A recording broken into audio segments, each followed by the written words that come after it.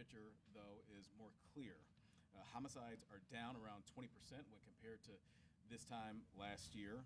Overall, Part 1 crime is down 12% in Milwaukee. Are we relaxing our efforts? Certainly not. We are not relaxing our efforts. Our police department, they want to drive these numbers down, but it's much more than police. You hear me talk about that constantly. It can't just be one man, one person, one department, one entity. It takes all of us working together. That includes neighborhood groups, it includes churches, it includes youth-serving organizations, it includes the city's Office of Community Wellness and Safety. All of these entities are working together to make the city safer. And everyone's got a role to play, and everyone needs to step up. I say that constantly. So while homicides are down, non-fatal shootings are at best unchanged over the course of the last 2 years. Guns, and particularly guns in the hands of people who should not have them in the first place, they present real challenges to the overall safety here in our city. So at this time, I'm going to repeat my call to lawmakers at both the state level as well as the federal level to do the work necessary to keep guns away from those who should not have them in the first place. There are no easy approaches to driving down crime numbers. If there were, these issues would have been solved many, many years ago. Every step, though, is incremental, and it moves us forward. So I'll conclude with an observation about an event from just this past Saturday. The Fatherhood Summit, our 18th annual, held on the northwest side of the city. It was very well attended with a wide range of programming for fathers who want to build their skills as fathers, as citizens, as community members as well. These fathers, these dads, they're stepping up.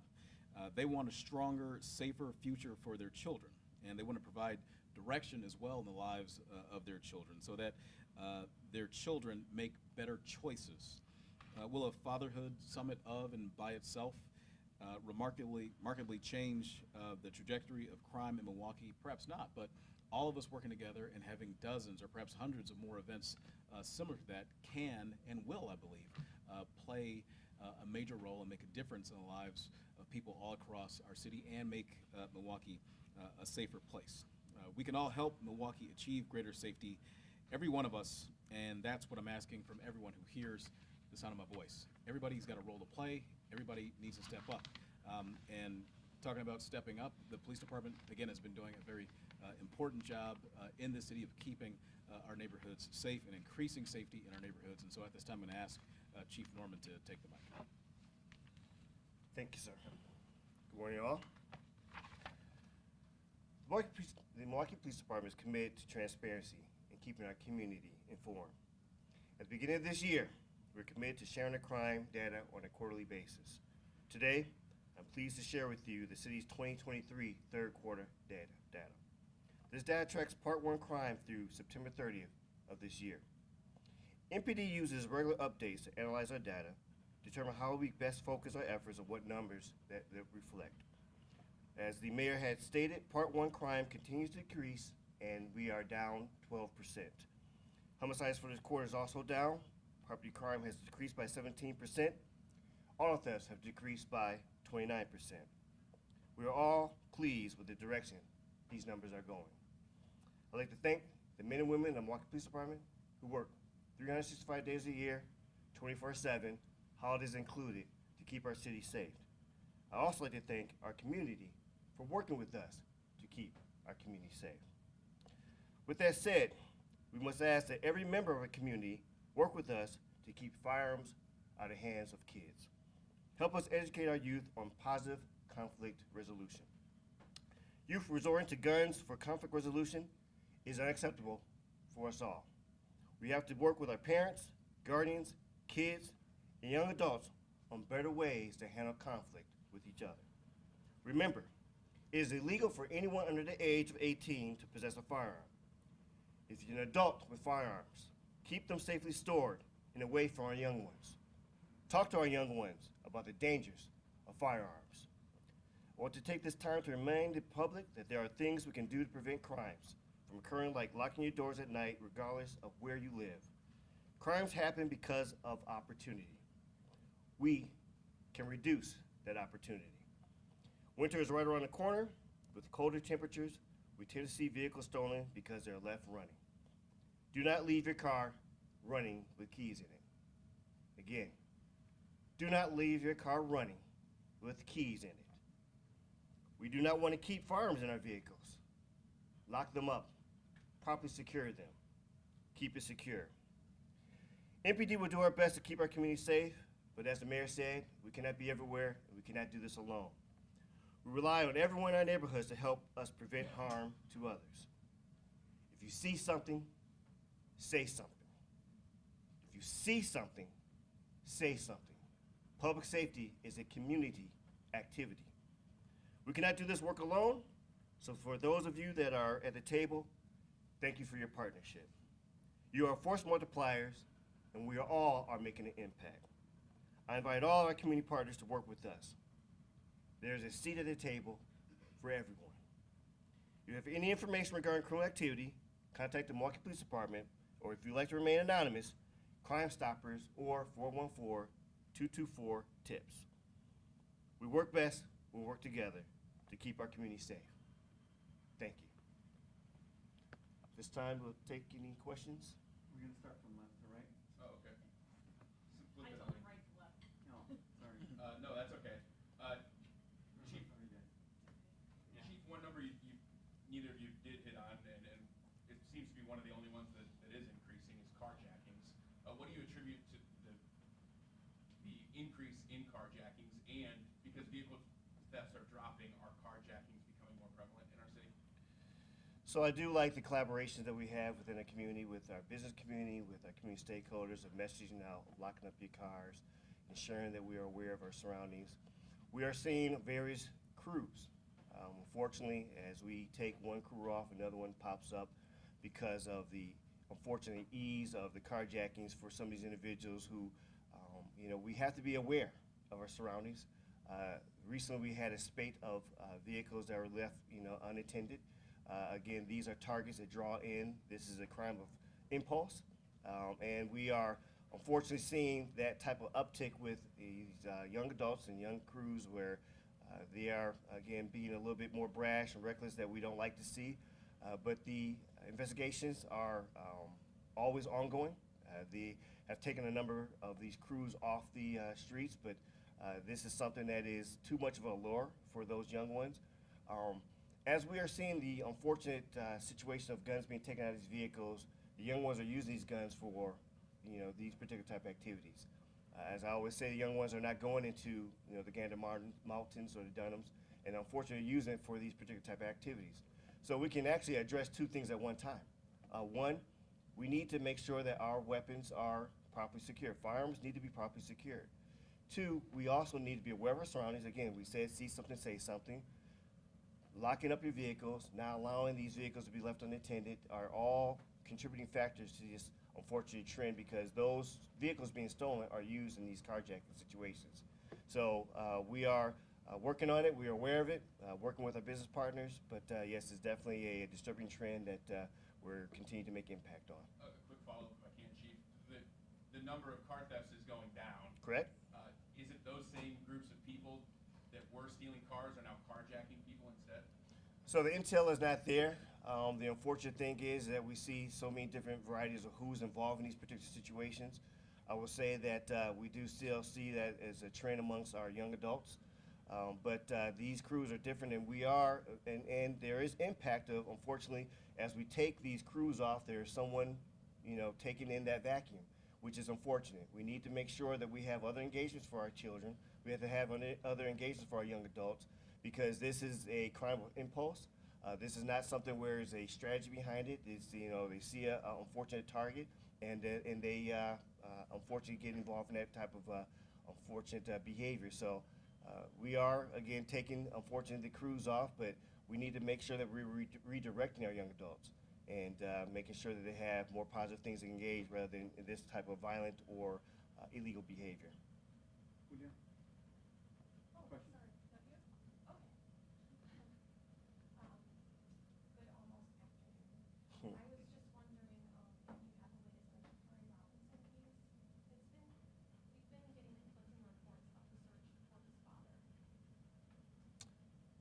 Can you say that louder again? What case we're talking I'll about here? follow up with you on that one.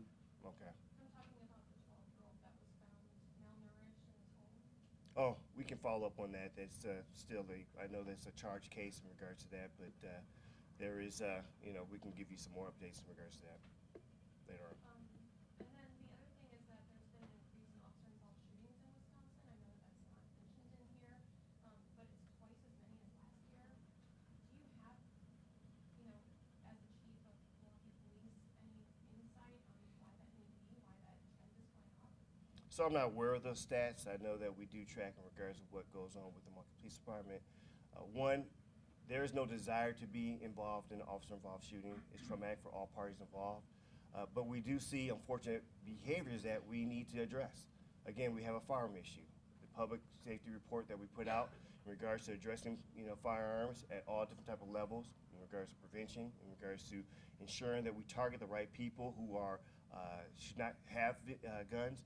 So we're seeing those behaviors out there in our community, which is unacceptable. Again, the mayor just talked about this. We need to come together. There should be no reason why we have young adults in the hands of firearms. We should not have individuals who have, long criminal histories involved with firearms. And so, as we train to ensure that we are impacting those who are put on violent behaviors, there's other ways that we can deal with these particular traumas. We have a mental health issue in our community. We have an issue in regards to the trauma that needs to be dealt with. So we need our partners to lean in and help us address some of these underlying issues that create these unfortunate situations. And the only other question that I have is, with the carjackings, that's like at another level, another layer of how scary that would be if somebody's getting carjacked. So do you have any suggestions for prevention if someone's coming up to you? For the first thing is, if there's somebody with a weapon, please cooperate. You can replace a car. You can replace those valuables. You cannot replace your life. But being aware of your surroundings, it is important that we are not just on autopilot, but it is important that we are, again, be a good witness so that we can get that information. And we've had, again, great work in regards to, from a case management style, the investigators on the Milwaukee Police Department do a great job of, intervening, impacting these particular situations. But we need to be preventative rather than reactive. I'd rather have more efforts on the front end in regards to dealing with those who want to engage in these behaviors, those who are repeat offenders, and be able to target those individuals, rather than having the unfortunate situation of another one of our residents being involved in this. Yeah, so I know that homicides are down this year compared to last year, but they're still higher than pre-pandemic levels. When or do you expect those numbers to level off to what they were before 2020? So you're asking for me to have a crystal ball? I will say this much. We are working so hard with all our partners, with the mayor's office in regards to, the different programming that's out there. We just talked about the Fatherhood Summit. We still have the unfortunate number one, number two. Number one that we don't know is the unknowns, but the number two is conflict and argument as the driving factors for our particular issues of violence. So we see that there is issues within our community of having proper conflict resolution and being able to lean in with our respective partners, those who are in the mental health field, those who are dealing with trauma, those who deal with the underlying factors that create these particular unfortunate angry moments, really will be a game changer for us to be able to have more traction. I was engaged in a particular forum last night with the Boys and Girls Club of Greater Milwaukee, and they had a number of their young leaders involved in the conversation of what we as adults or the elders of the community can do for them. They said, address our mental health. This is coming from the mouths of our youth. They're saying that we have never experienced what they experienced in regards to this pandemic. As the pandemic has a more distant memory to us, the reality of it is still lingering effects. And we're seeing it within these family situations, we're seeing it within our young adults. We need to listen, and we need to act. The Milwaukee Police Department is only one part of the solution. We are part of that solution, but we're only one part of the solution. So as we are continuing to make gains, the mayor just mentioned we are still under, it's still nothing to celebrate. One death is one death too many. So it takes all of us to be a part of this solution. Chief, in the second quarter, you say some homicides. I'm just stopping by to say, but the mayor's next to me right now. Is this me,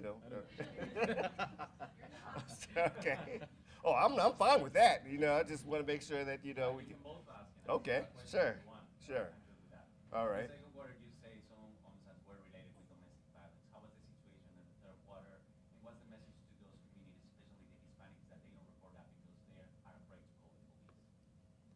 I hope and I plead with our community that we are embracing all parts of our community.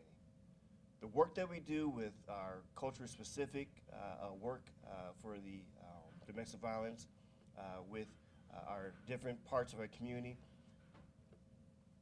will look like that we're putting that effort in to extend that olive branch to say, we're here for you. We work with UMOs, we work with a lot of different organizations to help bridge that gap. Are we the police department that we all want to see? We're working towards it, but I will say this, we're not the police department that we used to be. And it's important for our community to understand that we're there for you, that we are on a mission to build trust. It's part of our vision and mission to have that level of engagement, but we can only do so much from our part. And we ask for the help of individuals such as yourself and our residents that we need to be able to work collectively to be able to have that type of impact. I mean, we can write all the SOPs, we have SOPs of how we, report out how to behave and act within our community, but I believe that the proof has been put in regards to our engagement, in regards to our, being genuine, in regards to having these consistent and sustainable relationships.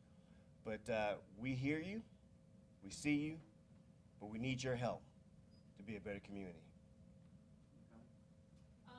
So a couple months ago, we talked, or when you told me about a new concerning trend that you've seen in regards to shootings and homicides relating to young teens or young people, and that was that you've seen a lot of young people either get killed or kill someone else just getting their hands on unattended guns. Is that still a concern that your department is seeing? And if so, how exactly are you tackling that? Who's being held accountable for that? So thank you for that. As you heard my opening part of the speech here today, that we still seeing the issue with firearms, especially within our young ones. We still see an issue in regards to being responsible with the firearms. The mayor alluded to our non-fatals. It's pretty flat, and the unfortunate, reason for that is that we're seeing that our young ones are getting hands on firearms that should never have not only the access or ability to. So this is a platform to put that out there. We need the community's help to secure our young ones' future and health and safety. It's not against the law to have a firearm if you don't have a felony, whatnot. But what we do not like to see is the negligent handling or the irresponsibility of owning that firearm. Again, the issue of firearms being left in vehicles is still a problem. While we have made gains on that, we're still seeing that unfortunate irresponsibility within our community. And so we still have a lot of work to do.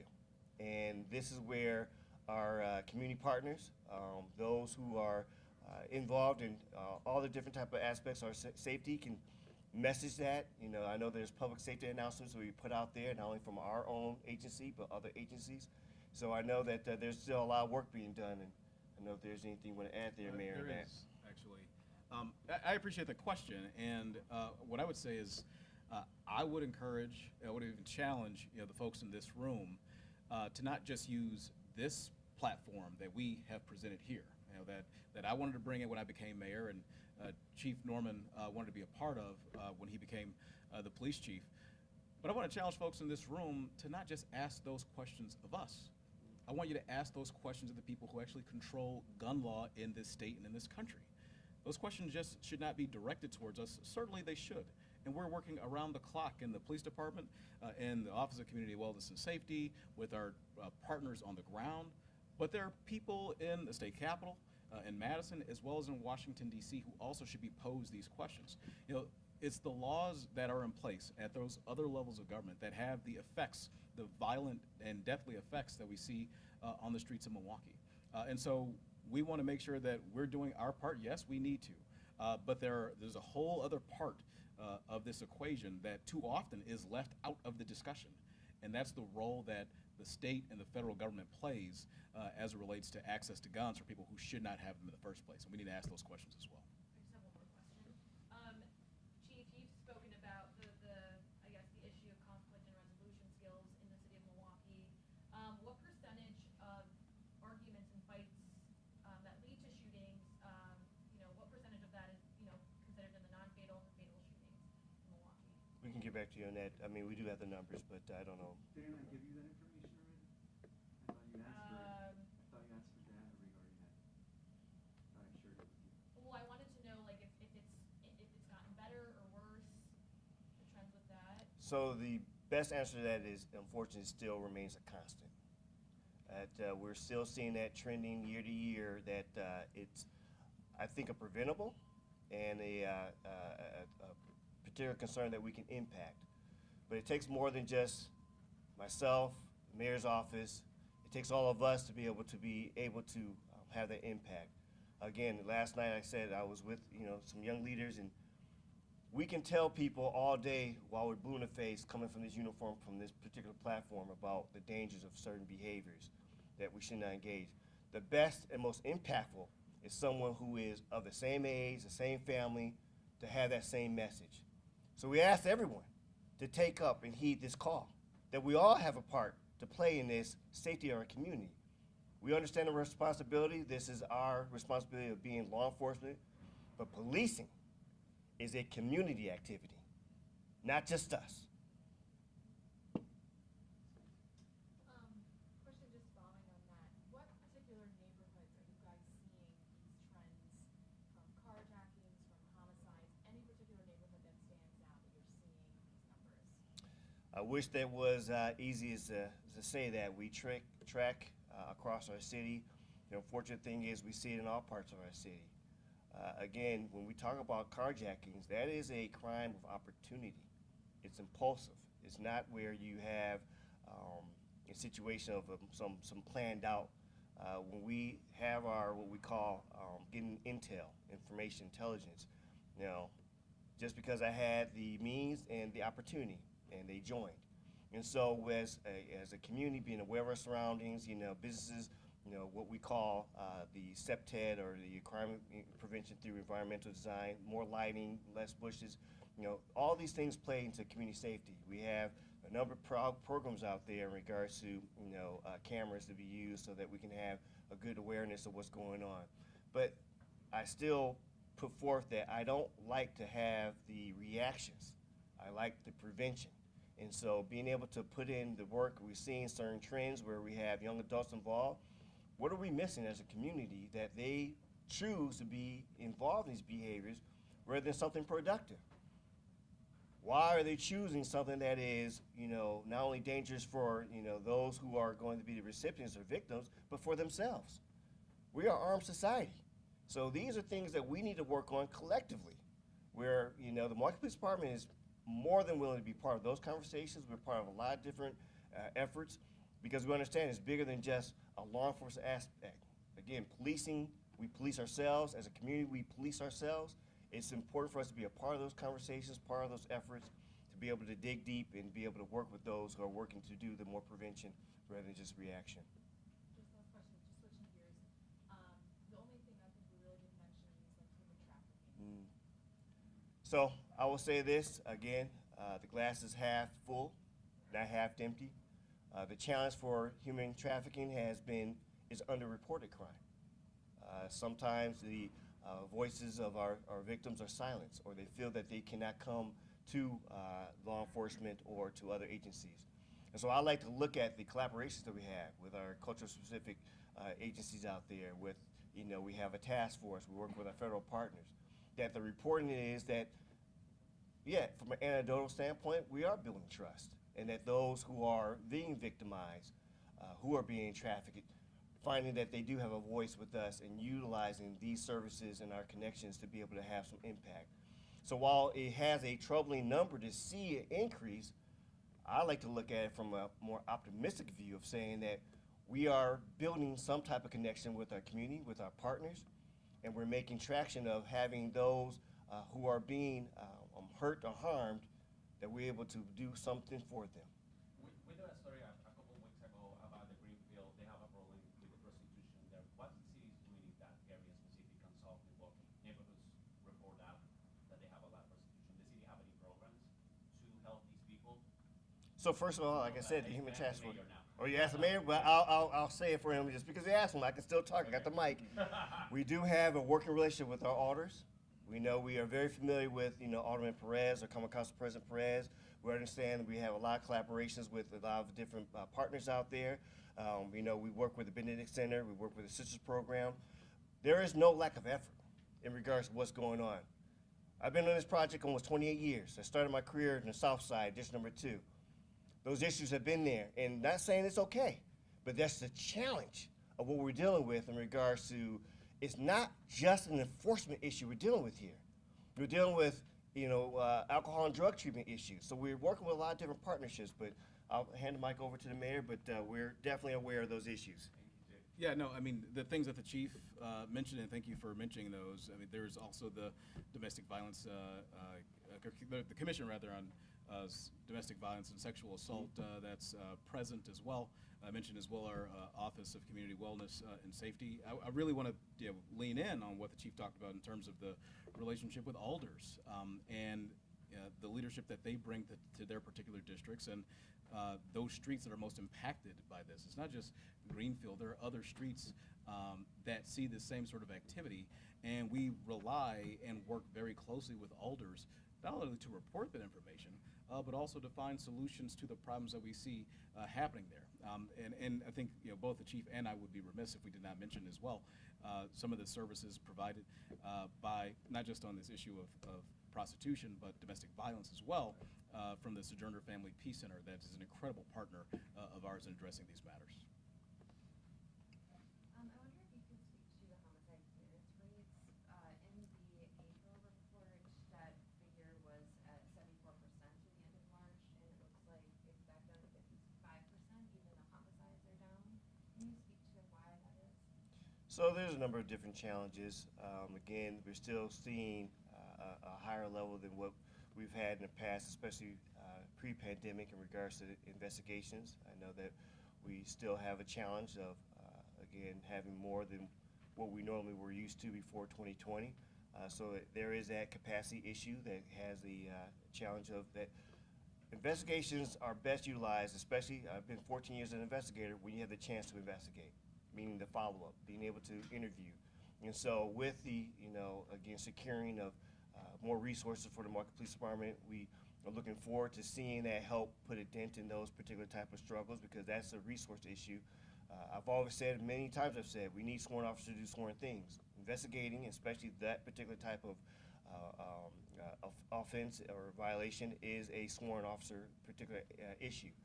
We also, again, building that particular trust with our community. One of the driving factors for homicides is argument, conflict issues. A lot of times those are people you know. Those are individuals who are familiar with each other. The challenge is that we as an investigator have to be able to open that door for the communication to us. The Milwaukee Police Department is information driven. We utilize information. So whether it's the information coming from witnesses, other victims, because sometimes these situations we have someone who shot, but someone who is a homicide victim, too often, unfortunately. But we also have individuals who know something about this, but do they feel comfortable enough to tell us? That's why we have so many different platforms, tips. We have Crime Stoppers, because we want to give each and every person out there the opportunity to share the information with us so that we can be more effective with the resources, so that we can be more focused and more targeted, and that it's not just a simple fact of sending an investigator that's going to get solved. We need the community to work with us to have a better and more impactful community. I guess I also wanted to ask, just for the mayor, you had said that this was an issue, the gun issue was one that you would be pushing the state legislators on. Is that something that, I guess, can you provide an update on that? Have you talked to them about that recently? Yeah, I have. I have spoken to legislators on both sides of the aisle about the issue of guns, and particularly for people who should not have guns in the first place. Right? I'm not sitting here or approaching them in a conversation saying that we should take guns away from every person, particularly law-abiding citizens. I'm not saying that. What I am saying is that there's a problem in Milwaukee, there's a problem in Wisconsin, there's a problem in the United States of America with people who should not have their hands on guns, who then go and use those guns to harm people, to shoot people, to kill people, including kids, in neighborhoods across this city, across the state, and across this country. That's the area that we should be focusing in on. And look, I understand the political reality of Madison right now, presently. The legislature is made up primarily of Republicans. They're in the majority in both the Assembly as well as the Senate. So I'm not expecting a bill to come forward that's going to be some sweeping change on gun law. But I think there has to be space. There has to be space where we're able to work together, even on the margins, to get something done here. When I wake up, in the morning and I watch the news, or I get an alert at 2 o'clock in the morning that somebody's been shot, and especially if a kid's been shot, and I am fuming and I'm outraged and I can't get back to sleep, that upsets me. I'm sure it upsets those parents, certainly. It upsets the neighbors, absolutely. I also assume, and I think that I'm right about this, that it also upsets Republican members of the state legislature. So my call to them and to our partners at the federal level too is, let's all work together to solve this. And even if it's doing something on the margins, if that means we're saving one life, then that means that's another person who's not dead at the hands of a gun from somebody who shouldn't have had it in the very first place. So I have had conversations with members, again, on both sides of the aisle, and I'm hopeful that we'll be able to get something done here. I'll admit, certainly, with not just Act 12, but then also with the work that's happened on the Milwaukee Brewers. The legislature has had a lot of stuff that has been before them. That doesn't mean that this is something that we should not continue to work to address, and so it's by my desire that we continue to work on this issue too. It's too important. It's too important to Milwaukee. It's too important to the people who live here. It's too important to kids in our community for us not to address this altogether. When would you like to see legislation? Is there certain legislation that you would like to see even around the margins? I don't have a timetable on legislation other than that I'd like to see something as soon as we possibly can, because every day that we go without having some more movement on gun law, especially changes for people who should not have guns in the first place, that's another day where there's an opportunity for somebody to be shot, for somebody to be killed at the hands of somebody who shouldn't have had a gun in the first place. And unfortunately, too often, that happens to be a kid, that happens to be a young person in our city, and I don't want to see that. So as soon as we possibly can get something done, I'd like to see something done. Because again, if I'm outraged by this as mayor and as a dad myself, my presumption is that members of the legislature are also extremely upset about seeing people be shot, be killed, and especially when it affects kids in our community. Thank you, guys. Right, thank you. What type of legislation? Like, if you had, a magic ticket, what would you want the legislature to do? Well, I mean, I think some of the stuff that we talked about here, just now in this conversation about guns being stolen from cars, right? We know that there is an appetite for people to bring their guns into the city at various locations, right? We know that there is a certain criminal element out there that preys on this, that breaks into those cars, that steal those guns which, by the way, are not properly stored. They're not in lock boxes. They're not put away properly. So what would that law be? So could we have legislation that says that you've got some responsibility if you're a gun owner? And gun owners, law-abiding citizens who are gun owners, they take their responsibility very seriously, I believe, and I think they want to. Can we make sure that there is more responsibility for them to make sure that their guns are actually locked, that they cannot be used in the event that they're stolen? And then for people who actually commit the crime, who commit the crime of breaking into a car and stealing the gun with the intent to use it for harm in our neighborhoods, including shooting and killing kids, there should be increased penalties for those folks as well. So that's something I think that on the margins we'd be able to work on, considering again the political makeup of the current legislature in the state of Wisconsin. All right. Thank you. Thank you.